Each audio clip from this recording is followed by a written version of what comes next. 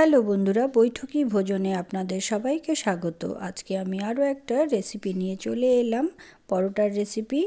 আর এই পরোটার রেসিপির নামটা আপনারাই বলবেন কি দেয়া যায়।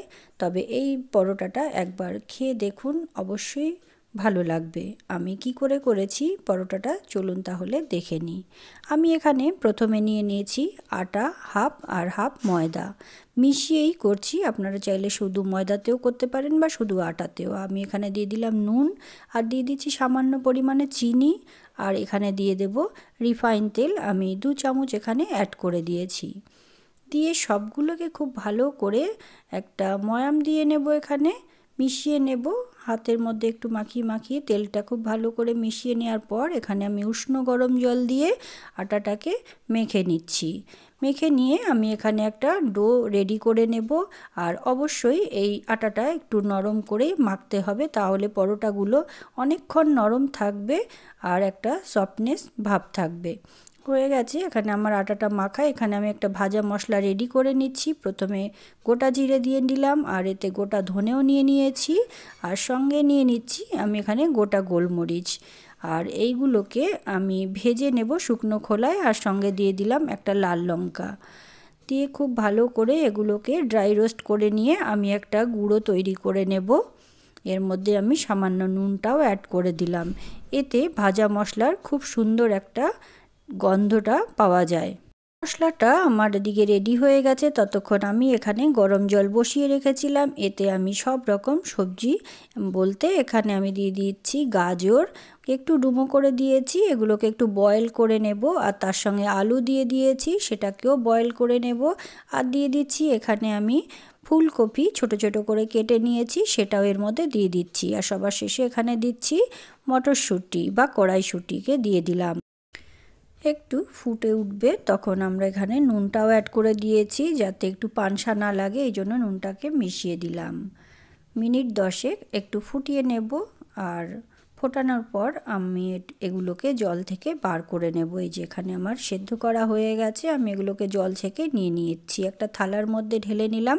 দিয়ে আমি ম্যাশারের সাহায্যে এগুলোকে একটু ম্যাশ করে নেব। এইভাবে সবগুলো একসাথে এইভাবে করে নিতে হবে, যেন একটাও শক্ত আলু না থাকে। একটু নরম নরম করে এইভাবে সবগুলোকে মিশিয়ে, দেখুন আমি যেইভাবে করছি ঠিক এইভাবে করে নিতে হবে। খুব সুন্দর এই পরোটাটা হয়, একবার অবশ্যই করে দেখবেন। আর এখানে আমি একটা প্যানে তেল দিয়ে দিচ্ছি, সর্ষের তেল। তেলটা গরম হয়ে এলে আমি এখানে ফোড়নে দিয়ে দিলাম জিরে, আর তার সাথে দিয়ে দিচ্ছি আমি এখানে পেঁয়াজ। আমি এখানে বড় সাইজের একটা পেঁয়াজকে ছোট ছোট করে কেটে এর মধ্যে মিশিয়ে দিলাম। দিয়ে লো ফ্লেমে পেঁয়াজটাকে প্রথমেই ভেজে নেব। 2-3 সেকেন্ড ভাজা হয়ে যাওয়ার পর এর মধ্যে আমি দিয়ে দিচ্ছি কাঁচা লঙ্কা। কাঁচা লঙ্কাটা আপনারা বুঝে এখানে দেবেন। ছোট বাচ্চারা যদি খায় তাহলে এখানে স্কিপ করে যাবেন। আর সবগুলোকে মিশিয়ে, লঙ্কাটা আমি এখানে 2খানা নিয়েছি, সেগুলোকে আমি এইভাবে একটু ভেজে নিলাম। আর এখানে আদাকে আমি একটু ক্রাশ করে এর মধ্যে দিয়ে দিলাম। আরও একবার সবগুলোকে একটু ভাজা ভাজা করে নিচ্ছি এখানে। আর এগুলো আমি লো ফ্লেমে রেখেই এগুলোকে ভাজছি। দিয়ে দিচ্ছি লাল লঙ্কার গুঁড়ো। লঙ্কাটা বারবার বলছি আপনারা বুঝে এখানে অ্যাড করবেন। এগুলোকে আমি একটু ভেজে নিচ্ছি, বাচ্চারা খেলে স্কিপ করে যাবেন, লঙ্কাটা কম পরিমাণে দেবেন। আর আমি এখানে এরপর দিয়ে দিচ্ছি জোয়ান, 1 চামচ জোয়ান দিয়ে দিলাম। জোয়ানটা দেওয়ার পর আমি আরও একবার ভেজে নেব, একটু নাড়াচাড়া করে নেব। নিয়ে এর মধ্যে এরপর দিয়ে দিচ্ছি সেদ্ধ করা সবজিগুলো। আমি সবগুলো এইভাবে ম্যাশ করে রেখে দিয়েছিলাম, মাখিয়ে নিয়ে এগুলো এর মধ্যে আমি অ্যাড করে দিচ্ছি। এখন লো ফ্লেমে করেই এখানে সবগুলো মিশিয়ে নিতে হবে, তা না হলে পেঁয়াজগুলো পুড়ে যেতে পারে। এখানে আমি খুব ভালো করে মিশিয়ে নিলাম। দেখুন দেখতেও কতটা ভালো লাগছে, এতে সবজিও খাওয়া হয়ে যায়, আর খুব সুন্দর একটা পরোটার রেসিপিও আপনি পেয়ে যাবেন। আর আপনারা যারা এখনও আমার চ্যানেলটিকে সাবস্ক্রাইব করেননি, তারা অবশ্যই চ্যানেলটাকে সাবস্ক্রাইব করে নিন আর কমেন্ট করুন। আর এখানে দেখুন আমার এখানে ভাজা হয়ে গেছে, আর আমি এর মধ্যে ধনেপাতা দিয়ে দিয়েছি। ধনেপাতাটা দিয়ে আমি আরও একবার সবগুলোকে মিশিয়ে নেব। এখানে ধনেপাতা দিয়ে আমার মেশানো হয়ে গেছে।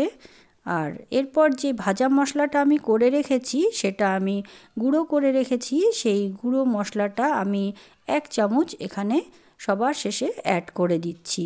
এই সময় আমি গ্যাসের ফ্লেমটাকে অফ করে নিয়েছি, নিয়ে ভাজা মশলাটা মিশিয়ে সবগুলোকে এইভাবে মিশিয়ে নিলাম।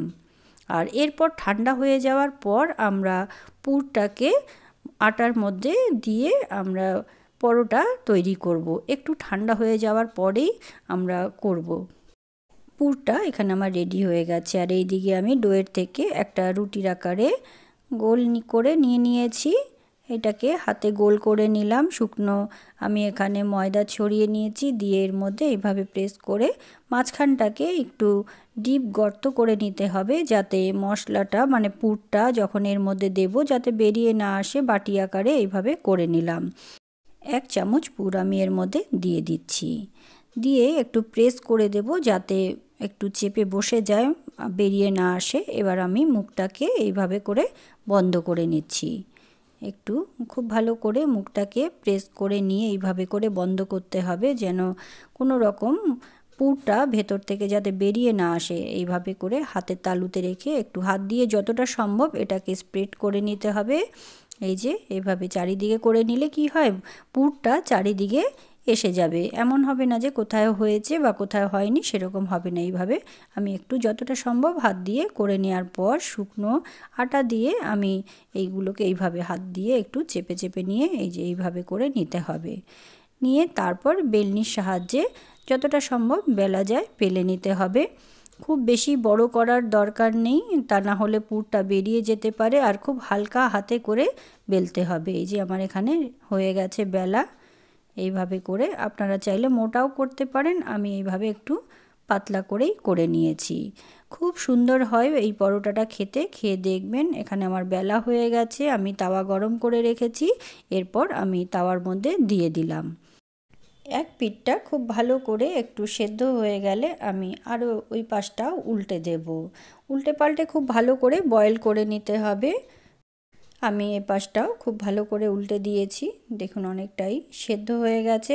এরপর আমি এখানে তেলটা ব্যবহার করছি। আপনারা চাইলে এখানে ঘি দিয়েও ভাজতে পারেন। আমি তেল দিয়ে পরোটাটাকে ভেজে নিচ্ছি।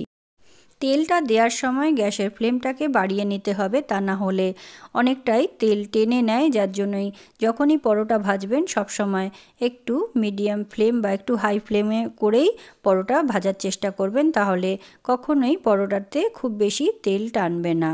এই দেখুন ভাজা হয়ে গেছে, কতটা সুন্দর হয়েছে দেখতে। তাহলে এইভাবে অবশ্যই বাড়িতে একবার ট্রাই করবেন। ভালো লাগলে কমেন্ট করে জানাবেন। দেখা হবে নেক্সট আরও একটা ভিডিও নিয়ে। ততক্ষণের জন্যে আপনারা এই রেসিপিটা কেমন হয়েছে সেটা অবশ্যই আমাকে কমেন্টের মাধ্যমে জানাবেন। আর অবশ্যই পাশে থাকা বেল আইকনটা প্রেস করে রাখবেন, যাতে নতুন নতুন ভিডিও সবার প্রথমে আপনাদের কাছে পৌঁছে যায়। ধন্যবাদ।